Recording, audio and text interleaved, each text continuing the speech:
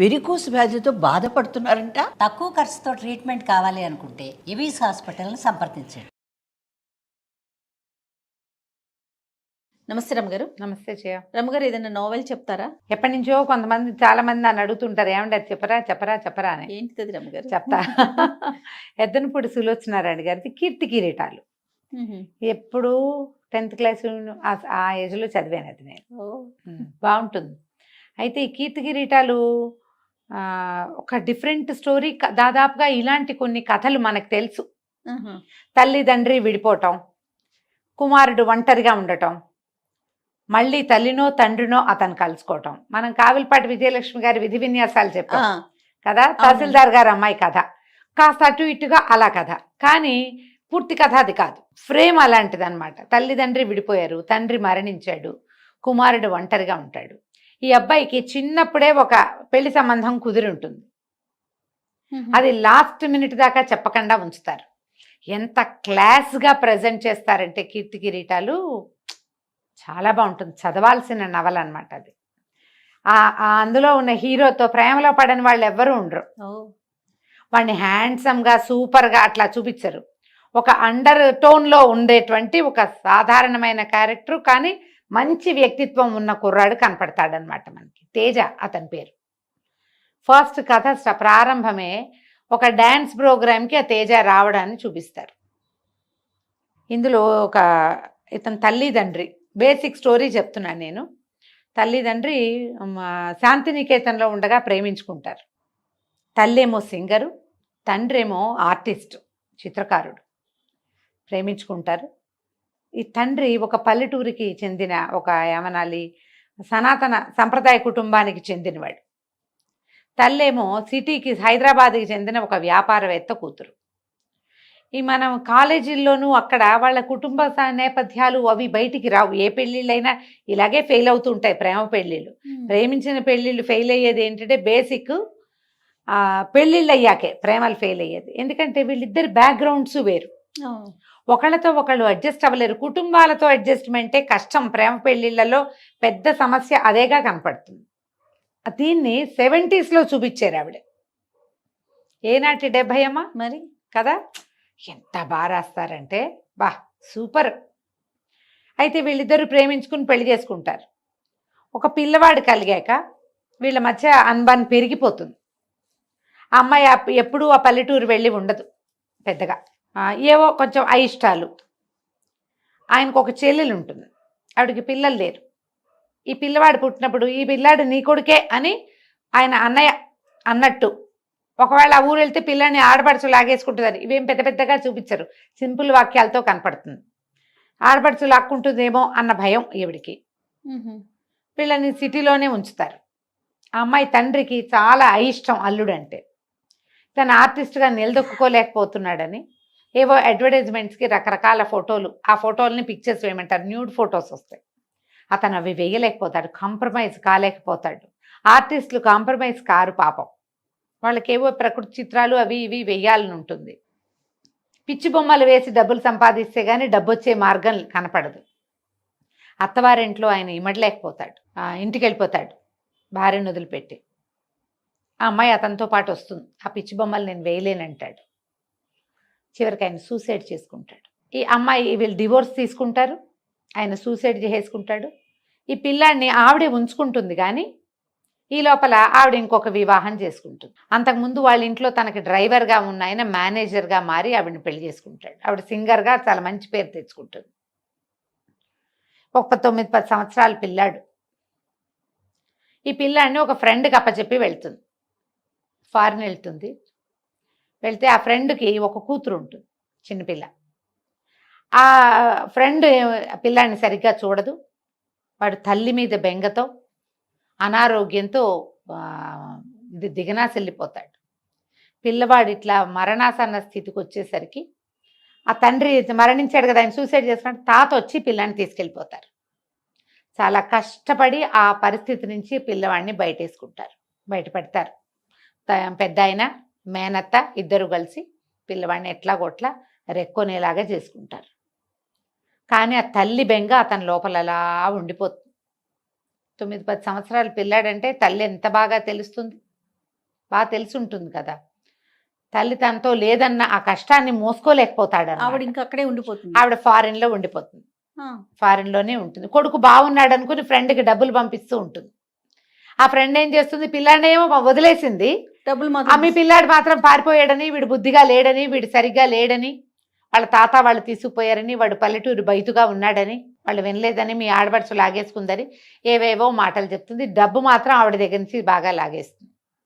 ఈవిడ ఎవరితోటి డ్రైవర్ని పెళ్లి చేసుకుని వెళ్ళిందో అతనికి ఒక కొడుకు ఉంటాడు.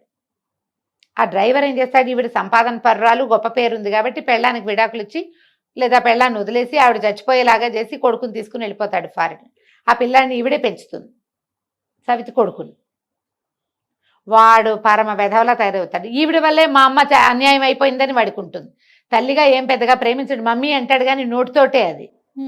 వాడికి ఏం ఆసక్తి ఉండదు, వాడు ఒట్టి దౌర్భాగ్యుడు. కానీ ఆవిడ కొడుకుగా చెలామణి అవుతాడు. ఆవిడ వాడితో పాటు ఇండియా వస్తుంది. ఈ పల్లెటూరులో ఉన్న తన కొడుకుని కలుసుకోవాలని ఆవిడ కోరిక. ఈ కుర్రాడు ఈ పెంపుడు కొడుకున్నాడుగా, వాడు పండివాడు. ఈవిడ ఉత్తరాలు రాసి పంపిస్తుంది ఆ ఊరికి ఉత్తరాలు రాసి పంపిస్తుంది. ఆవిడ ఏ ఉత్తరం రాసినా ఆ కొడుకు ఒప్పుకోడు దానికి. నన్ను వదిలిపెట్టి వెళ్ళిపోయింది, ఎందుకు ఆవిడతో వెళ్ళాలి, వాడికి తల్లి కావాలని ఉంటుంది. కానీ ఒక ఉక్రోషం, నా అమ్మ నన్ను వదిలేసిందని.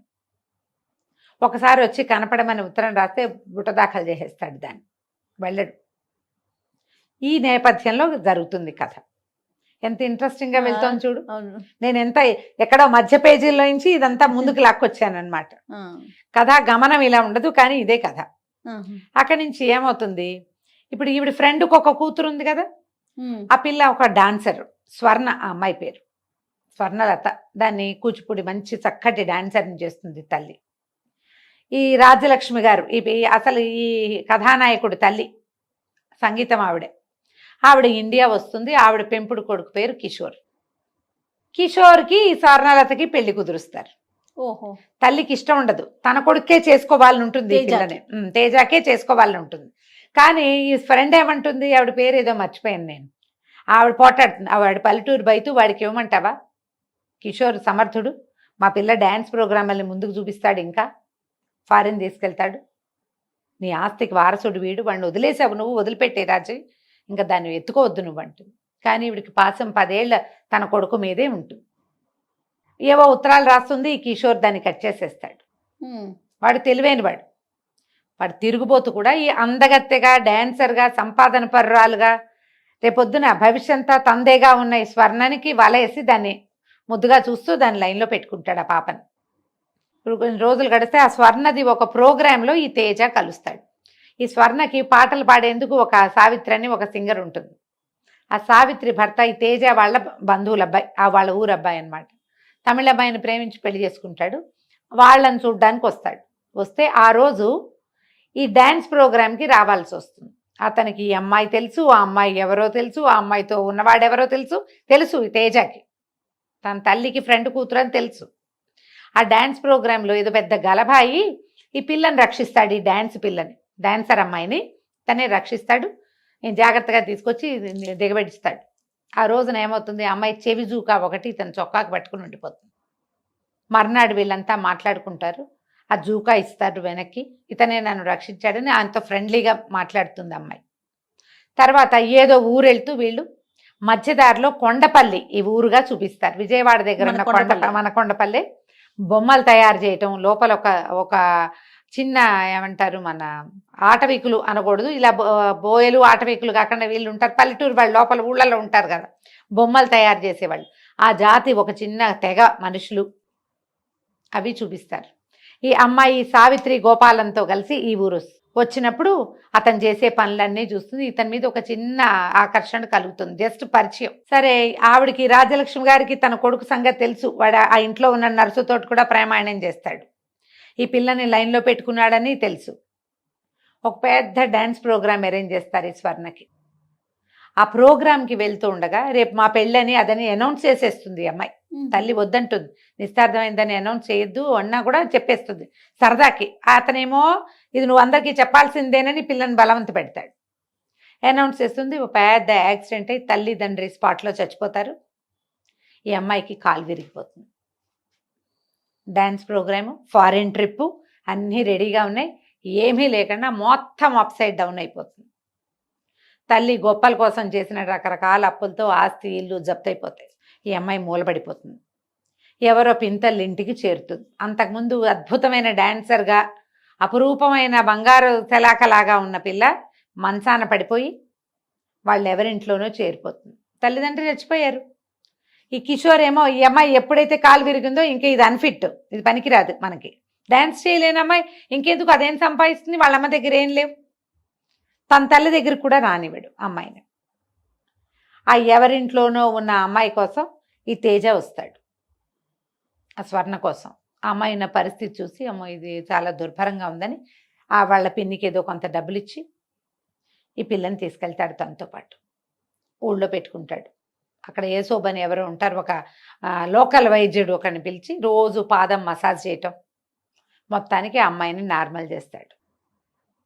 ఈ లోపల వాళ్ళ మేనత్త ఆవిడ వస్తూ ఉంటుంది, కాత్యాయిని అని ఒక క్యారెక్టర్ చూపిస్తారు. ఆవిడ తెలుసుకుంటుంది ఈ పిల్ల ఆవిడ కూతురు, వాళ్ళ అమ్మకి ఫ్రెండ్ కూతురు అని. ఆవిడ కోసం దానికోసమే చేసావా అని మేనల్ని తిడుతుంది, కానీ ఆ పిల్లని చూసేసరికల్లా మాట్లాడలేకపోతుంది. చక్కటి పిల్ల, పాపం దానికి అన్యాయం అయిపోయింది, అమ్మ నాన్న లేరు, ఈ కాలు విరిగిపోయింది, నా కాలు తగ్గాక వెళ్ళిపోతానండి అంటూ. ఆ అమ్మాయి ఏమి ఇతనితో ప్రేమలో పడదు, ఆపేక్షగా ఉంటుంది అంతే. వీడు మొదటి రోజు నుంచి ఆ పిల్ల మీద ఇతనికి ఆకర్షణ ఉందని ఎలా చూపిస్తారంటే ఒక నీడలాగా కనపడుతుంది అనమాట. తన దగ్గరికి రానివ్వడు, కానీ అతనికి ఆ అమ్మాయి అంటే ఇష్టమని మనకు మొదటి రోజు మొదటి వాక్యం నుంచే అర్థమవుతుంది. ఏ ఆపేక్షతో ఆ పిల్లని అంత దగ్గర చేస్తున్నాడు అనేది మనకి ఎక్కడా అర్థం కానివ్వరు. ఎంత టెంపో మెయింటైన్ చేస్తారంటే కథలో చదివి తీరాలు చేయదాన్ని. ఎన్నిసార్లు చదివినా నాకు ఒక టెంపో కనపడుతుంది. ఇది మనకు తెలిసిన కథే అనిపించదు, సులోచనారాణి గారు రాసే స్టైలే అలాంటిది. ఇది మనకు తెలుసు, మనం చదివేసాం ఆల్రెడీ, కానీ మళ్ళీ చదువుతుంటే ఇదొకటి, మీనా ఒకటి, జీవంతరంగాలు, సెక్రటరీ, శ్వేత గులాబీ, ఒకదానికి మించి ఆరాధన, ఇవన్నీ కూడా మనకి తెలిసినా సరే, అంటే నేనే అలా లొంగుతానో అందరూ అలా లొంగుతారో నాకు తెలీదు. ఎక్కడో నొప్పి పుట్టే ఒక సంఘటనకి అబ్బా అనిపిస్తుంది ప్రతిసారి. ఆ టెంపో, ఆ జిగి అట్లా మెయింటైన్ చేస్తారు, చాలా బాగుంటుంది. అయితే ఈ అమ్మాయి మళ్ళీ నార్మల్ అవ్వటం, ఇంత లోపల ఏమవుతుంది, ఈ రాజలక్ష్మి గారికి ఈ పిల్లి ఇక్కడ లేదని అదని తెలిసిపోతుంది. వాడేం చేస్తాడు ఈ కిషోరు, ఈవిడ ఈ తనకి ఆస్తి ఇవ్వదేమోనని ఎక్కడో ఒక పల్లెటూరులో పెడతాడు. ఒక నర్సుని కాపలా పెడతాడు ఆవిడకి. ఆవిడ కొంచెం మతిపోయిన నిద్రమాత్రలు వేయించేస్తాడు. ఓహో. అయితే ఒక డ్రైవర్ ఉంటాడు, మొట్టమొదట ఉత్తరం ఇవ్వడానికి వెళ్ళిన వాడనమాట. అదే మనకి ఫస్ట్ సీన్ చూపిస్తారు. ఈ డ్రైవర్ కారు లోపలికి రావటం, కొండపల్లి ఊళ్ళోకి రావటం, ఆ ఉత్తరం ఇవ్వటం, ఆ ఉత్తరం ఆ కుర్ర తను చింపేసి పక్కన పడేయటం, అది ఫస్ట్ సీన్ అదే అనమాట. ఆ డ్రైవరు ఎట్లాగో ఈవిడ్ని చూస్తాడు.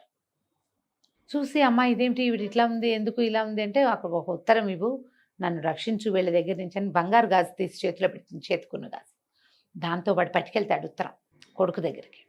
ఇంతలో ఏమవుతుంది, ఈ అమ్మాయి ఎప్పుడైతే కాలు నార్మల్ అయిపోతుంది, మళ్ళా డ్యాన్స్ ప్రోగ్రామ్ అరేంజ్ చేస్తాడు తేజ.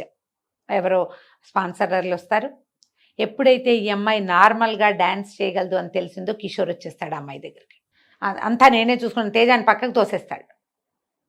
ఇది ఈ అమ్మాయి నాది, మా ఇద్దరికి వాగ్దత్త, మా ఇద్దరం నిస్తార్థమైన వాళ్ళం అన్న సినిమా ఇప్పిస్తాడు. ఇతనికి ఏం చేయాలో తెలియదు, తప్పుకుంటాడు. ఇంకా ఆ చీదర భరించలేడు. ఆ కిషోర్ని చూస్తేనే అయిష్టంగా ఉంటుంది. ఈ పిల్ల ఏం చేస్తుంది, ప్రోగ్రామ్ అవ్వగానే పారిపోతుంది అక్కడి నుంచి, అయిపోతుంది. ఈ అమ్మాయిని ఇన్ని రోజులు ఉంచుకుంటాడు కదా, ఆ మేనత్త పెళ్లి సంబంధాలు తెస్తూ ఉంటుంది, ఇతను వద్దంటూ ఉంటాడు. ఆ పిల్లని మనసులో పెట్టుకునే వద్దంటున్నావు నువ్వని ఆవిడ పోటాడుతుంది. నీ ఇష్టం, ఈ ప్రోగ్రామ్ ఏదో వదిలేసేయని, చేసేది, తర్వాత నువ్వు ఏ సంబంధం కుదిరిస్తే ఆ సంబంధం చేసుకుంటానని చెప్తాడు మేనత్త. దాంతో ఆవిడ ఉత్తరం రాస్తుంది, నీ పెళ్లి కుదిర్చాను, వచ్చి పెళ్లి చేసుకో అని. ఏం చేయాలో తెలియదు. ఆ స్వర్ణని వదలలేకపోతాడు. అసలు అమ్మాయి వెళ్తుంటే వీడు భరించలేకుండా ఉంటాడు. ఏం చేయాలో తెలియదు. సరే ఆ పెళ్ళికి వెళ్ళిపోతాడు, ఇంటికి వెళ్తాడు అత్తయ్య వాళ్ళ ఇంటికి. వెళ్ళాక ఆ పెళ్లి కూతురు అక్కడెక్కడో నిలబడి పువ్వులు జడేసుకున్న ఒక పెళ్లి కూతురు విసనకర్ర పెట్టి విసురుకుంటూ ఉంటుంది. ఇతను వెళ్ళి చెప్తాడు, మనసులో వేరే వాళ్ళని ఉంచుకుని పెళ్లి చేసుకోవటం నాకు ఇష్టం లేదు, అత్తయ్య బలవంతం వల్లే ఈ పెళ్లి చేసుకుంటున్నాను అని చెప్తాడు. చెప్పేసరికి అలా అమ్మాయి అటు నుంచి ఇటు తిరుగుతున్న విసనకర్రతో విసురుకుంటూ, నిర్ఘాంతపోతాడు. స్వర్ణ ఎలా వచ్చావు నువ్వు ఇక్కడికని. ఏం చేయను, వాడెవరితో పెళ్లి కుదిరితేమో వాడేమో అలా అయ్యాడు, నేను ఒక అతన్ని ప్రేమించాను, అతనేమో నా మనసులో ఇంకోళ్ళు ఉన్నారని నాకే చెప్తున్నాడు, నేను ఇంకా ఏం చేయను అంటే కావలించుకుంటాడు. నువ్వు ఎలా వచ్చావు, మాయమైపోయావు, నువ్వు ఏమైపోయా తెలియపోతే నువ్వు నా కోసం చూస్తావు కానీ పెళ్లి చేసుకోవడానికి వస్తావా నువ్వు అని పోటాడు. ఎందుకు ఈ పెళ్లి ఒప్పుకున్నావంటే, ఈ పిల్లవాడికి ఆ పిల్లకి 5 ఏళ్ళు, ఈ అబ్బాయికి 10 ఏళ్ళు ఉన్నప్పుడు వీళ్ళ అమ్మలిద్దరు ఫ్రెండ్స్ కదా, వాళ్ళు నిశ్చితార్థం చేస్తారు ఈ పిల్లలకి. ఒక్క పిక్చర్ ఉంటుంది. అమ్మ వాడు అంటాడు, అత్తయ్య ఇది ఎట్లా కుదురుతుంది, కిషోర్ వస్తాడు అంటే, కిషోర్ ఎవడరా మధ్యలో, ఇది మీ పెళ్ళి ఇప్పుడు జరగాలన్న దానికి ఒక ప్రబలమైన సాక్ష్యం ఉంది నా దగ్గర అని ఫోటో పట్టుకొస్తుంది. ఆ ఫోటోలో భార్యాభర్తలు వాళ్ళు వీళ్ళు ఇద్దరు పక్కపక్కన నిలబడి, ఈ పిల్లలిద్దరూ ఇట్లా చేతులు కట్టుకుని ఉన్న ఫోటోలు ఒకే రకం వాచీలు పెట్టుకుని ఉంటారు. నిశ్చితార్థం ఫోటో, 10 ఏళ్ల పిల్లాడు 5 ఏళ్ల పిల్లకి నిశ్చితార్థం చేసుకుంటారు. ఈవిడ అన్నయ్య, ఈ తేజ వాళ్ళ నాన్న చెల్లెలకి ఆ ఫోటో పంపిస్తాడు. నిశ్చితార్థం చేశాను తేజకి, వీళ్ళ బలవంతంతో నీ సరదా తీరుతుందని నీకు ఫోటో పంపుతున్నాను. మరి పిల్లలు లేరు ఆవిడికి, మేనల్లుడే ఆవిడ కొడుకు అనుకుంటుంది, అందుకని ఆ ఫోటో ఈవిడ దగ్గర ఉంటుంది. 5 ఏళ్ల చిన్నపిల్ల మర్చిపోయింది, 10 ఏళ్ల వాడు మర్చిపోలే దాన్ని. ఈ అమ్మాయికి తన వాగ్దత్త అయిన భార్య అని వాడికి తెలుసు, అందుకే అమ్మాయిని రక్షిస్తాడు, అందుకే అమ్మాయిని వెంట పెట్టుకు తీసుకొస్తాడు. ఇది తన వైఫ్ అని వాడి బ్రెయిన్లో ఉంటుంది లోపల, ఎక్కడా బయటపడనివ్వరు జయ. ఒక్క చోట కూడా ఆ మాట అతను ఎక్కడా చెప్పడు. ఇది ఎటుపోయి ఎటు వస్తుందో అతనికి తెలియదు. వీళ్ళిద్దరూ స్నేహంగా ఉండటం, ఆపేక్షగా ఉండటం, ఒకళ్ళ కోసం ఒకళ్ళు అన్నట్టుగా ఉండటాన్ని చూపిస్తారు. మధ్యలో అమ్మాయి నువ్వు నన్ను రక్షించావు, నువ్వు నా పాలిట దేవుడివి అంటుంది, కానీ నువ్వంటే నాకు ప్రేమ, నువ్వు లేకుండా నేను బతకలేనని అమ్మాయి అందు. కానీ అది ఫీలింగ్ ఉంది లోపల. ఎప్పుడైతే తను కిషోర్ తన దగ్గరకు వచ్చాడో అమ్మాయికి అర్థమవుతుంది, నేను కిషోర్ని భరించలేను, నాకు తేజయ్య కావాలని అర్థమవుతుంది. ఈ పెళ్లి హడావిడ అవుతూ ఉండగానే ఆ డ్రైవర్ వస్తాడు, వచ్చి ఈవిడికి చెప్తాడు, అమ్మాయికి చెప్తాడు, అమ్మగారి పరిస్థితి ఏమీ బాగుండలేదు, ఆవిడ హాస్పిటల్లో ఉంది, చచ్చిపోయేలాగా ఉంది, ఆ ఉత్తరం ఇచ్చిన ఆయన అబ్బాయిని చూడాలని అడుగుతోంది, ఒకసారి కంటితో చూస్తే ఆవిడ చచ్చిపోతుంది అనేసరికి ఏం చేస్తుంది అమ్మాయి అడుగుతుంది, ఒకసారి రా మా ఆంటీని చూడు నువ్వు అని. రావటం ఇష్టం ఉండదు, తల్లి కావాలి కానీ వద్దు. అయితే బలవంతంగానే వాళ్ళ ఫస్ట్ పెళ్ళయింది, ఆ అమ్మాయి కోరిక అదే, పెళ్లి చేసేసుకుంటారు, పెళ్ళైపోతుంది. ఆ అమ్మాయితో కలిసి వెళ్తాడు అక్కడికి హాస్పిటల్కి. ఆవిడ ప్రాణావశిష్టంగా మంచం మీద ఉంటుంది. ఆ లోపలికి వచ్చిన వాడిని చూస్తే అది కుడి బుగ్గ మీద పుట్టుమచ్చ, ఒత్తు జుట్టు, అసలు క్యారెక్టర్ని ఎంత బాగా వర్ణిస్తారంటే వాడు ఇట్లా కనపడతాడు మన ముందు.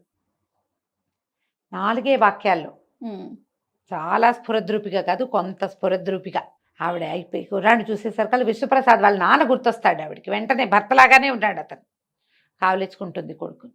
ఇక తల్లిని వదలలేకపోతాడు. కిషోర్ వచ్చి ఈ దాసుని, ఈ డ్రైవర్ని పట్టుకుంటాడు, కానీ వీడు అరెస్ట్ చేస్తాను, పిచ్చి వేషాలు వేస్తానని వాడిని చంప పగలగొట్టేస్తాడు. మా అమ్మ నా దగ్గరే ఉంటుంది, నువ్వు ఆవిడని తీసుకెళ్ళలేవు, నువ్వు ఆల్రెడీ ఏం తీసుకున్నావో అవన్నీ నువ్వు తీసుకున్నావు, ఇంకా నీకు నాకు సంబంధం లేదు.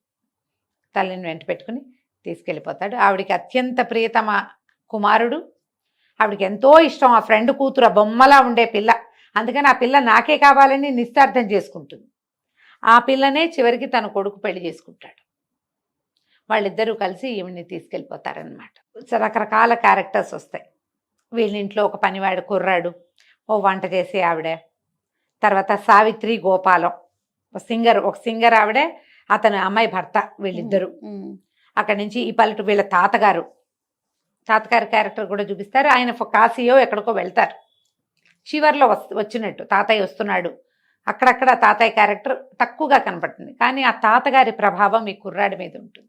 ఆయన క్షమించాలి తల్లిని అని చెప్తూ ఉంటారు. ఈ అబ్బాయికి ఇష్టం ఉండదు, నన్ను వదిలేసి వెళ్ళిపోయింది అనిపిస్తుంది. పిల్లలకు ఒక ఉక్రోషం ఉంటుంది కదా, తల్లి అంటే అమిత ప్రీతి, అట్లని అలా కోపం, కష్టం, నన్ను వదిలేసింది, ఓర్చుకోలేని తనం, ఆ 2 కనపడతాయి క్యారెక్టర్లో. చాలా మందికి సహాయం చేసే, బుద్ధిమంతుడైన, ఎక్కువ మాట్లాడని, సమర్థుడైన వ్యాపారి, అలాంటి గుణాలు కలిగిన కుర్రాడుగా చూపిస్తారు. చాలా అండటోన్, తక్కువ మాట్లాడతాడు, ఎక్కువ మాట్లాడినట్టుగా అలా కనిపించడు. మేనత్త పట్ల బాగా ప్రీతి, ఇంట్లో పని వాళ్ళ పట్ల ప్రీతిగా ఉండటం, ఎవరైతే పనులు చేస్తారో వాళ్ళందరితోటి చాలా బాగుండటం, అసలు రఫ్గా ఒక్క సెంటెన్స్ మాట్లాడినట్టు కనపడదు ఎక్కడ. చక్కగా తీర్చిదిద్దారు. బ్రహ్మాండమైన క్యారెక్టర్. ఆ స్వర్ణ బబ్లీగా ఉత్సాహంగా ఉండే ఒక క్యారెక్టరు. ఆ అమ్మాయి పరిస్థితులకు ఎట్లా దొరికిపోయింది, తనకు ఆలంబనగా ఉన్న వాళ్ళతో ఎంత చక్కగా బిహేవ్ చేస్తుందో అది కనపడుతుంది క్లియర్గా, బాగా కనిపిస్తుంది. తండ్రి క్యారెక్టర్ ఏం లేదు, కాసేపే. రాజలక్ష్మి గారు ఎట్లా పరిస్థితుల వల్లే ఆవిడకి భర్త అంటే అయిష్టం కాదు, పరిస్థితులతోటి ఎలా అయిపోయింది. తన తండ్రి ఒక పని మనిషిని పంపిస్తారు ఈ పిల్లాడితో పాటు ఊళ్ళో ఉండడానికి. అది ఎంతసేపు వీళ్ళు మంచివాళ్ళు కాదని అట్లా అని పిల్లవాడికి నూరు పోస్తుంది. దాంతో మేనత్త దగ్గర తాత దగ్గర ఉండటానికి కూడా మొదట ఇష్టపడ్డు. వాడికి వేరే దారి లేదు, తల్లి లేదు, ఎవరింట్లోనో ఉన్నాడు. దాంతో అనారోగ్యంతో జ్వరము, పిల్లాడు కలవరింతలుగా అట్లా ఉన్నాడని ఇక వాళ్ళు పెంచుకుంటారు నిదానంగా. అతని క్యారెక్టర్ని బిల్డ్ చేసుకొస్తారు, చక్కగా ఉంటుంది. కీర్తి కిరీటాలు చదవండి తప్పకుండా అండి.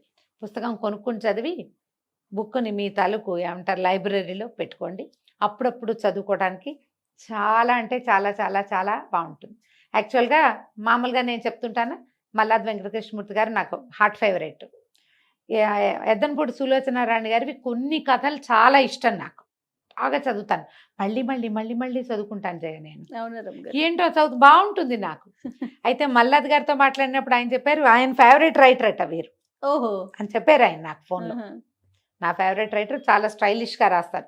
అవును, ఆ మాట నిజం. అసలు క్యారెక్టర్ని మనకి బిల్డ్ చేసి చూపిస్తారు, కళ్ళకి కట్టినట్టే. ఈ అబ్బాయితో ప్రేమలో పడకుండా ఉండలేం మనం. వాడొక అద్భుతమైన వ్యక్తిగా కనపడతాడు మనకి. అలాగని ఏమిటోగా చూపించరు, బ్రీఫ్గా క్లీన్గా సున్నితంగా అందిస్తారు. ఆ సున్నితమైన తేజాని చూడండి. గుంటూరు కారం ఇదేనా ఆ సినిమా రివ్యూస్ అప్పుడు కీర్తి కిరీటాలని తీశారు అని చాలా మంది రివ్యూలో కొంతమంది రాశారు. ఆ కథ అసలు దానికి దీనికి పోలికే లేదు. నేను చూసి దానికోసమే నాకు నెట్ఫ్లిక్స్ లేదు. యాక్చువల్గా నెట్ఫ్లిక్స్ వేసుకున్నాను ఆ గుంటూరు కారం చూడడం కోసం, ఎలా చేశారో చూద్దామని. ఏం లేదు, దానికి దీనికి పోలికే లేదు. మేనత్ ఉంది, అమ్మ నుంచి సెపరేషన్ ఉంది, అమ్మ అంటే ప్రేమ ఉంది. బేసిక్ అమ్మని భరించలేడు, కావాలి, ఆ రెండూ ఉన్నాయి. అంతే తప్పిస్తే ఇందులో చూపించిన క్యారెక్టర్కి అసలు ఆ రఫ్నెస్కి ఈ తేజ ఒరిజినల్ క్యారెక్టర్, కథలో ఉండే క్యారెక్టర్ హస్తిమస్కంట కథ వేరు, ఇది వేరు, పూర్తిగా వేరే. దానికి దీనికి ఏం సంబంధం లేదు. ఒక బేసిక్ ఫ్రేమ్లో ఒక్క ముక్కని మాత్రం తీసుకున్నారు, ఒకటే ముక్క. అసలు ఈ కథలో తండ్రే కనపడ్డు మనకి. తండ్రి క్యారెక్టరు లేటెస్ట్ వ్యవహారాల ప్రకారం తాగుబోత్తనాలు, తాగేస్తూ ఉండడాలు అసలు అక్కడ లేనే లేవు. కాబట్టి దాంతో పెట్టుకోవద్దు. ఇది అదేనని మీరేమైనా ఫేస్బుక్లో చదువుకుంటే పొరపాటును కూడా అలా అనుకోకండి. కీర్తి కిరీటాలు పూర్తిగా వేరు. హ్యాపీగా కీర్తి కిరీటాలు కొనుక్కుని చదువుకోండి తప్పకుండా అండి. నమస్తే. నమస్తే చెఫ్.